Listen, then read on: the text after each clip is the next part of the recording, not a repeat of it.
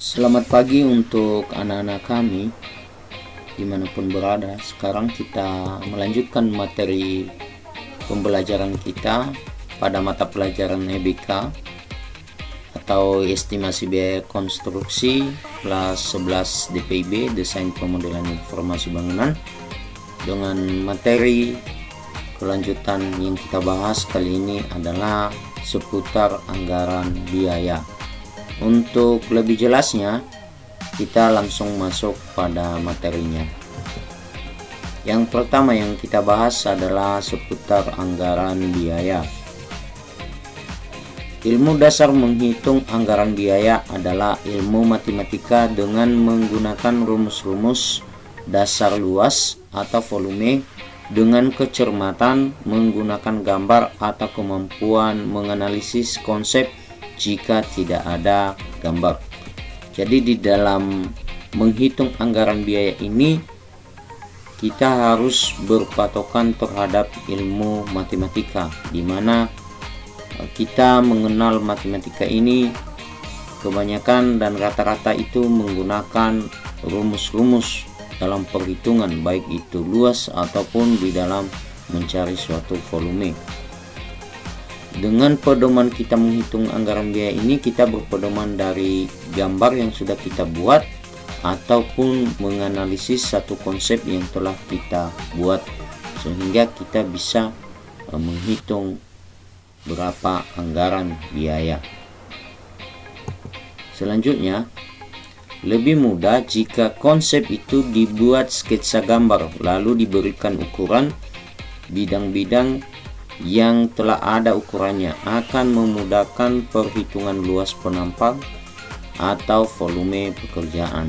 Jadi di dalam kita membuat satu konsep itu, lebih mudahnya itu harus kita buat sketsa gambar yang mana harus disertai dengan ukuran.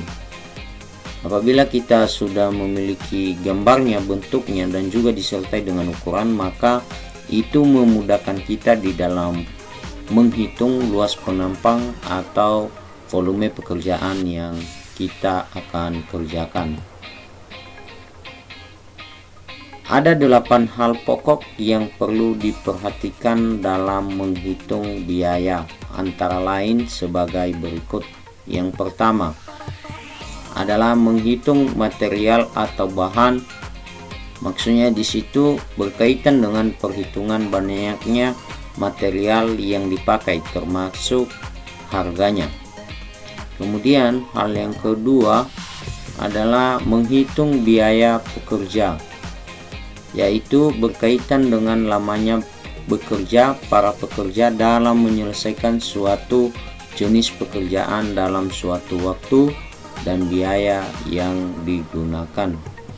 Selanjutnya ketiga adalah menghitung peralatan, yaitu menghitung jenis, banyaknya, lamanya pemakaian peralatan dan biayanya.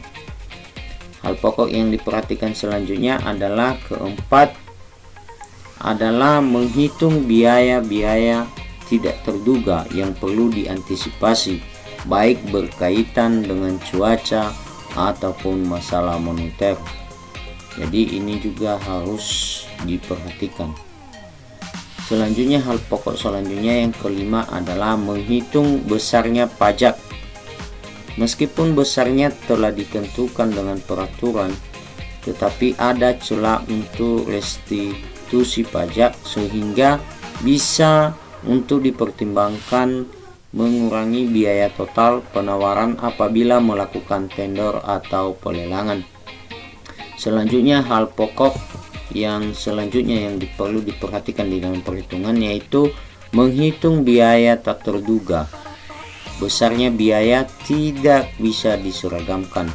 Biaya ini sangat tergantung pada kelihayan dan kondisi daerah yang berbeda-beda. Misalnya berapa besar biaya koordinasi keamanan tentu tidak akan bisa dihitung secara fix atau pasti. Selanjutnya yang perlu hal pokok selanjutnya adalah menghitung biaya perizinan. Ada beberapa biaya perizinan yang perlu diperhatikan dalam menghitung biaya. Nama dari komponen perizinan berbeda-beda di setiap daerah. Demikian juga nilai restribusinya seperti IMB atau izin mendirikan bangunan, izin prinsip, izin lokasi, izin site plan, advis plan, dan lain-lain.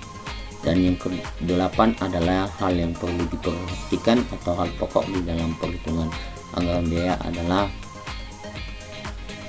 untuk estimator jasa kontraktor ditambahkan satu faktor, yaitu faktor profit atau keuntungan, tetapi tidak untuk pekerjaan yang sedang dikerjakan sendiri. Jadi ada 8 hal pokok yang perlu diperhatikan di dalam perhitungan anggaran biaya. Kemudian selanjutnya ada beberapa cara untuk menghitung volume setiap pekerjaan. Cara perhitungan tersebut antara lain sebagai berikut.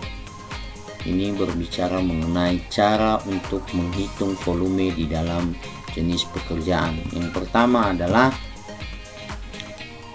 perhitungan volume pekerjaan yang mempunyai luas dan ketebalan atau mempunyai penampang dan panjang menggunakan satuan meter kubik. Contohnya pasangan batu kali, pasangan batu bata, bisa juga meter persegi, kuda-kuda, dan kusen. Jadi hal yang pertama yang kita lakukan di dalam cara menghitung volume pada setiap jenis pekerjaan adalah perhitungan volume pekerjaan yang mempunyai luas dan ketebalan atau mempunyai penampang dan panjang. Maka kita menghitung berapa volumenya, baik itu dari satuan panjang maupun dari satuan meter persegi dan juga dari satuan meter kubik.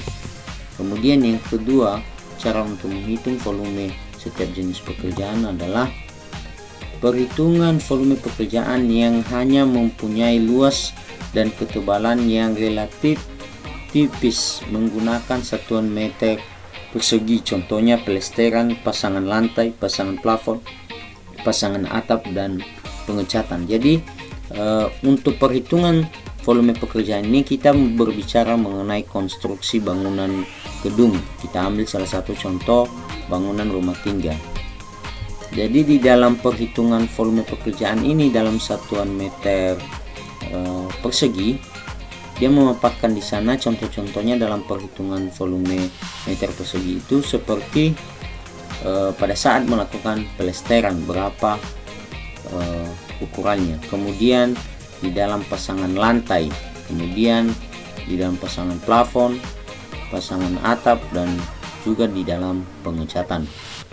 Kemudian yang ketiga itu adalah perhitungan volume pekerjaan yang sifatnya dominan memanjang menggunakan satuan meter atau meter lari. Contohnya lisplang, lisplafon, instalasi pipa atau kabel, dan nok genteng. Jadi ini dalam satuan volume pekerjaan memanjang atau sering dikatakan dengan satuan meter. Contohnya seperti pada saat perhitungan lisplang, berapa volume lisplangnya, berapa panjangnya, kemudian lisplafon, instalasi perpipaan, berapa panjang pipanya, atau kabel dan nok genteng. Kemudian keempat adalah perhitungan volume bahan-bahan satuan menggunakan satuan ukuran tanah atau BH. Contohnya lampu saklar, stop kontak, kunci, engsel, kloset, wastafel, dan kran air. Ini dalam perhitungan ukuran buah atau satuan buah. Ini ya, ada beberapa saya ulas kembali. Yang pertama tadi dalam perhitungan volume meter kubik, contohnya seperti pasangan batu kali. Kemudian yang kedua dalam satuan meter persegi, contohnya di dalam perhitungan pelesteran, pasangan lantai, dan lain-lain. Kemudian yang ketiga dalam satuan meter atau memanjangnya adalah kelima Perhitungan volume bahan satuan yang terdiri dari beberapa komponen bahan yang dirakit menjadi satu menggunakan satuan unit. Contohnya panel listrik dan meja dapur cuci. Selanjutnya adalah mengenai survei lokasi. Pengenalan lokasi pekerjaan semakin detail akan semakin membantu dan berperan sangat besar dengan menghitung biaya. Banyak faktor yang dapat mempengaruhi biaya, baik itu menjadi mahal atau sebaliknya. Beberapa hal yang perlu dalam survei antara lain sebagai berikut. Yang pertama, hal yang diperlukan adalah lokasi bangunan. Apakah di pinggir jalan, masuk gang, di dalam komplek, atau lainnya. Kemudian kedua adalah jarak lokasi bangunan dengan jalan raya. Apabila masuk gang dan jauh akan semakin meningkatkan kos karena waktu tempuh yang diperlukan pekerja dalam mengangkat material akan semakin lama. Kemudian ketiga, hal yang perlu dalam survei adalah material alam. Apakah ada atau perlu mendatangkan dari luar daerah? Bahkan ada yang sampai ke luar pulau. Keempat adalah material pabrikan. Apakah tersedia di toko material sekitar lokasi atau mendatangkan dari tempat lain. Kemudian yang kelima adalah kondisi tanah. Apakah daya dukungnya bagus atau lembek. Kemudian kontur tanah, apakah rata, bertrap, atau bahkan miring. Kemudian yang ketujuh, kondisi cuaca harus diperhatikan karena akan berpengaruh pada jam efektif bekerja.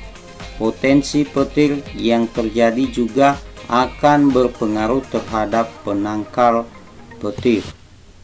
Kedelapan, sarana bantu kerja seperti air, apakah banyak ditemukan di lokasi kerja? Demikian juga keberadaan energi listrik, bahan bakar, dan lain-lain. Jadi ada beberapa hal yang diperlukan di dalam survei.